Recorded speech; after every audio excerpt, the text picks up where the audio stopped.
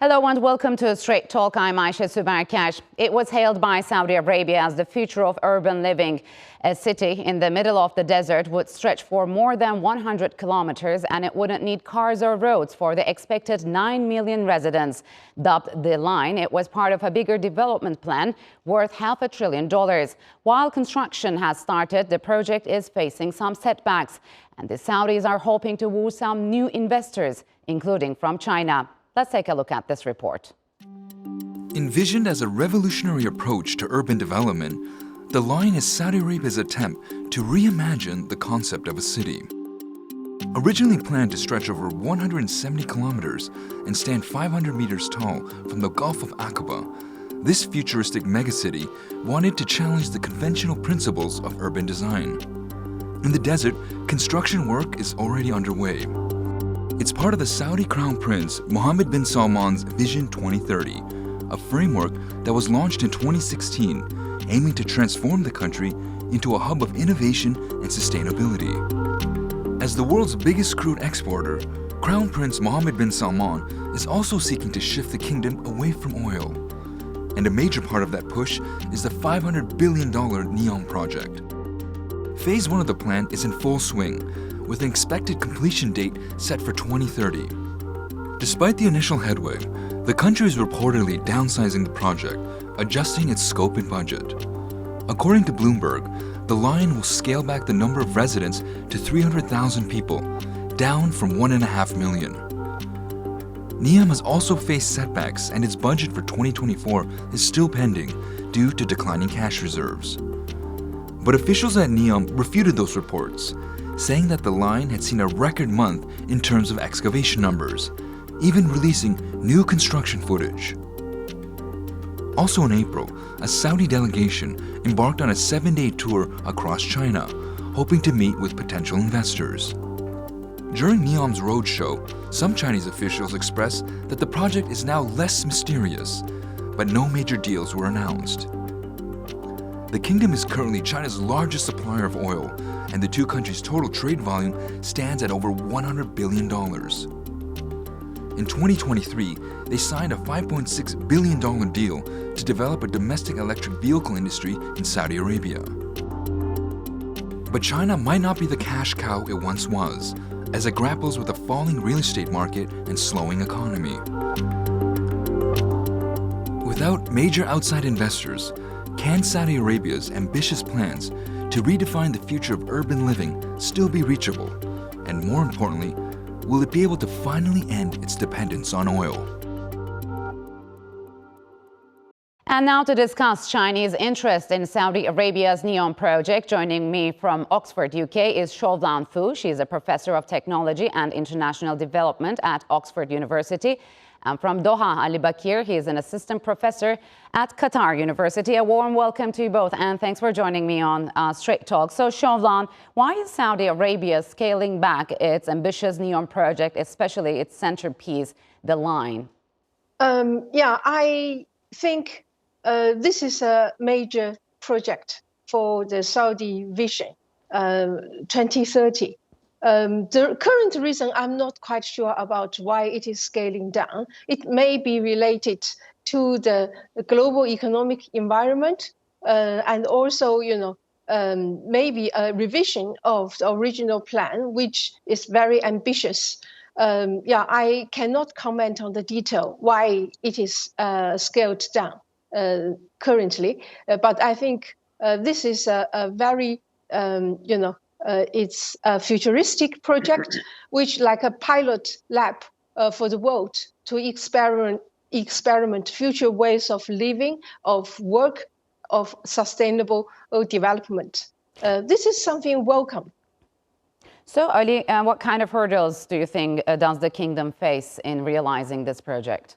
I think because it's a very ambitious project, and many experts actually argued at the beginning that it is unrealistic. So it is only logical to talk about challenges or hurdles facing the project right now. I think there are a set of combination of factors, maybe financial, technical, and logistical, among other factors.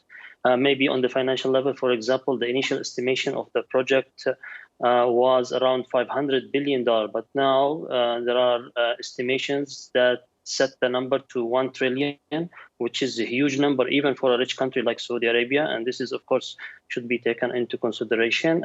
Also, logistical and technical problems. For example, many experts questioned the feasibility and sustainability of establishing a linear city for 170 kilometers, and this is something that was not realized before. So basically, it's very challenging. And also on the logistical level, there are problems that slowed down the project until now, and there are also some investors who withdrew or threatened to withdraw because the project needs to displace some of the already residing tribes in certain areas. So I think it's only natural to talk about challenges for such a huge project. I think we should expect more also in the coming years. So, Xiaolan, some have argued that Saudi Arabia is taking a hint from the United Arab Emirates in terms of transforming oil-dependent economies into these futuristic, high-tech tourist hubs. So, do you agree? And are these giant projects feasible in today's environment? I think, in a way, that UAE has been one of the pioneer economies in the Gulf region in terms of diversification and industrialization. And this is a determination and a wish for many of the resource-rich countries. I came back from Riyadh 2 weeks ago. Mm-hmm. I came back from an IMF conference themed on diversification. So many of the Gulf countries have attended. For them, industrialization, diversification, and the developing, capabilities beyond the resource sector is their future and their desire. However, to realize their dream, we need to design a scientific pathway, with ambition, but also with scientific sustainability. Mm-hmm. So, I think to get the balance and get the design right and the pathway set well is very critical for such a mega and very kind of, forward-thinking, futuristic project. As my fellow speaker has said, logistically, about also environmental, technically, a lot of details need to, come down into science. So, Ali, representatives of Saudi Arabia's mega project have recently visited Beijing, Shanghai, and Hong Kong to promote and seek potential partners for this mega project. So, why would China be interested in partnering with Saudi Arabia in this project? What's at stake for Beijing, you think? Well, first of all, the volume of trade between the two parties surpassed $106 billion last year, which is a huge number. And they think that they can even increase it rapidly in the coming few years by joining powers, by increasing the investment, and by working on a shared vision when it comes to renewable energy, when it comes to AI, when it comes to technology. Yes. And all these sectors, China is advancing very fast on the international level. Not to mention that China is also one of the few countries in the world which has hot cash. I mean, a lot of money can be invested. And basically, recently, the two parties inked, I think, $10 billion investment in this project. Of course, this project provides a lot of opportunities for not only for Saudi Arabia, but also for China to test its technology, to test, a lot of yes. modern ways to enhance sustainability. And this is a unique opportunity for both to work on this project. So, Xiaolan, China is also facing its own economic problems, one of which is being a real estate crisis and a slowing economy. How would that impact the country's future foreign investment drives? Yeah, I think China, exactly as you have said, currently is experiencing economic slowdown and the challenges in the post-COVID-19 pandemic recovery. So the challenge is significant, not only in terms of economy, but also in terms of business confidence. However, even during the pandemic, China's economic engagement with the world in terms of foreign trade, in terms of outward and inward FDI, has both been increasing until this year, 2024. So, however, I think the country has been picking up in 2024, and the opening up has been high-level opening up has been placed as a strategic high level by the government. So the continued kind of foreign cooperation through investment and the trades will continue a main thing for the government. Although maybe we will see a transition period before China pick up the very high rate of economic growth, or China will come to a new normal with a more moderate growth rate. But yeah, this collaboration, especially the green sector, China has been the top one investor in renewable energy since 2013. Yes. In renewable energy research and development. So this collaboration will also test China's advanced technology, scale up, but also this is a kind of pilot kind of experiment for the world to experiment a new way. So it's a mutual learning, mutual collaboration. There are shared common interests.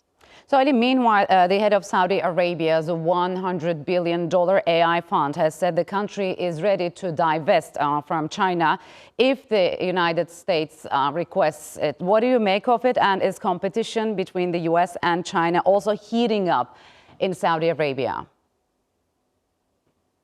I think that we should differentiate between the statements and the realities on the ground. Yes, I hear that statement, but I don't think it will materialize even if the US asks the Saudi Arabia to do so. Maybe they will diversify this investment. Instead of putting all of it in China, they will diversify and put some in the United States. But we have to take also realities into consideration. China now is progressing fast on the technological level and ahead of the US in certain areas, including this area. And the Saudi Arabia doesn't want to take actually sides in the competition between the US and China. It wants to benefit from both sides. That's why I think that this trend will continue in the future. It's right that Saudi Arabia depends on the security level in the US. Even on that level, they try to take firm, agreements from the US. But at the same time, they want to expand their investment and economic plans and cooperation with China, given that also practically China is the biggest economy right now in the world. So I think that this reality will not change anytime soon. And the Saudis want to take most of the two competing global powers at the current moment. All right, Xiaolan and Ali, unfortunately, we'll have to leave it here. Thank you very much for joining me on Strait Talk.